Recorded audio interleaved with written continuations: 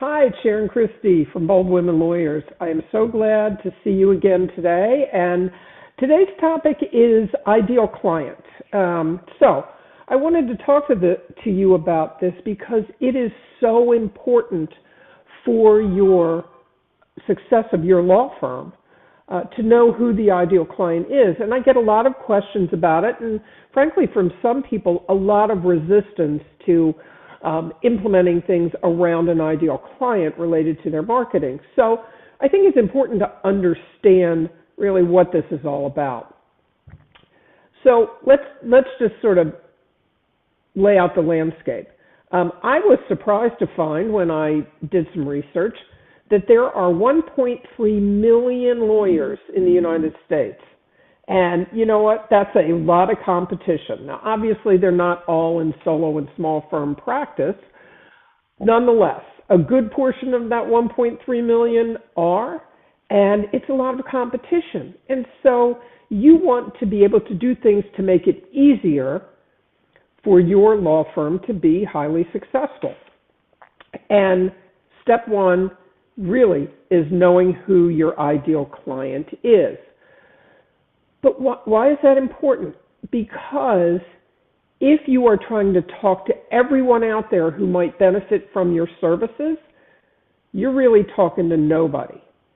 So let me give you an example. I heard this the other day, and I thought it was really funny. Somebody asked a dentist, who are your patients? Who do you serve? And the dentist said, I serve anybody with teeth and anybody without teeth.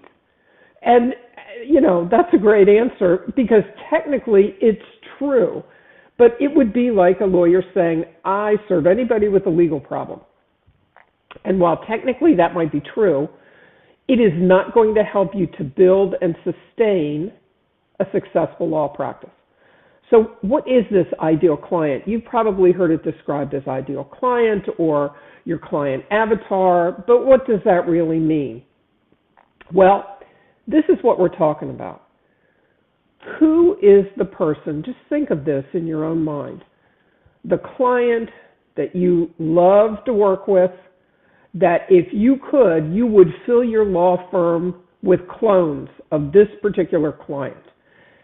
Somebody that's easy to work with, that takes your advice, that is cooperative, provides documents when you need it, provides information when you need it, signs documents promptly, gets them back to you, and pays your bill and doesn't fuss about it, doesn't hassle you about it, pays and pays promptly. Because that, of course, is successful, very important for the successful financial side of your business.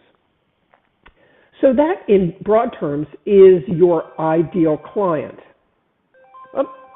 And that's what happens when you forget to turn your phone off, which I did. Somebody's been calling me all day, and we've been leaving messages back and forth, and that was my fault. And so there you go. You just turn off the phone and move on.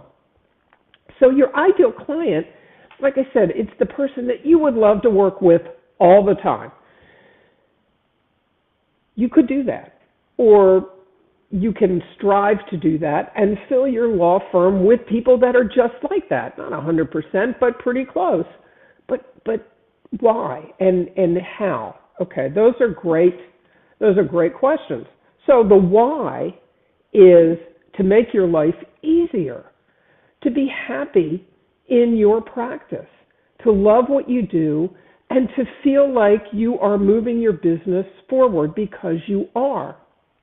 Now, the importance of knowing who this person is in detail, and that's the key to ideal clients, is nailing down lots of details that I'll talk about again next week.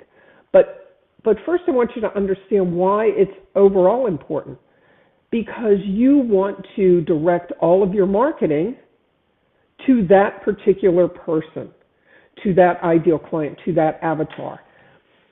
And when I say that, I get a lot of resistance sometimes from people that I'm working with. Like, no, that can't be because then I will exclude all of these other people that I could help. But you don't want to think of it in terms of including and excluding, because that's not what I mean.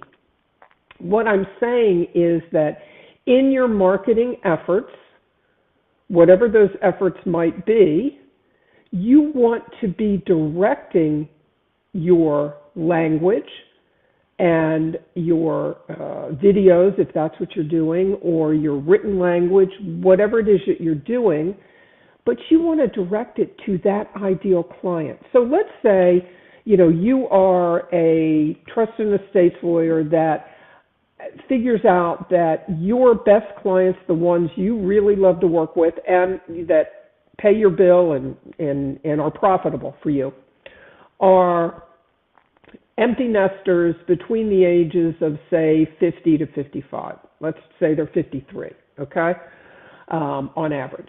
And they're empty nesters, the kids have just left, and now their whole life situation is changed. And they need to make some changes, of course, to their wills, to their powers of attorney, perhaps, to their trusts, or they need to set up trusts, okay? That's a very, very different situation than a couple in their late 30s who just had their first child. These are people you could help. You could help both of them. But the marketing you're going to do and the language that you use in your marketing and the problems that you address in your marketing are very different for the empty nesters as opposed to the couple that's just having their first child. Okay?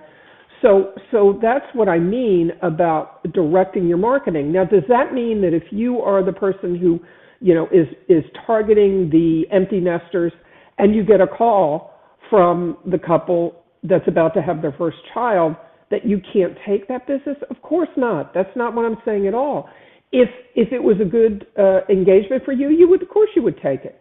But what I'm saying is you're going to narrow your marketing efforts to that specific ideal client so that you are totally focused on that person. You are addressing that person's needs, questions, desires as you build or expand your business, because that will help you to fill your business with those great clients that you love working with. So that's why it is so important to nail down the idea of the ideal client. And I always recommend that you do it on an ongoing basis, every 6 months. When I was in my solo practice, that's what I would do. And I would reevaluate, is this still the ideal client? Are these characteristics still the ones that fit my ideal client? And if not, then I would tweak my marketing efforts so that I was making sure that I was going after the people that I really, really wanted to work with and that I worked with the best. So that's what I wanted to tell you today about ideal clients and why it's so important to figure out who that is, that person, and how it can positively affect your business once you do it. So I hope that's helpful. Now come back next week because I want to talk more specifically next week about, what am I looking for when I figure out who my ideal client is? What are the things that I need to consider? So we'll talk about that next week, and I look forward to talking to you then. Bye.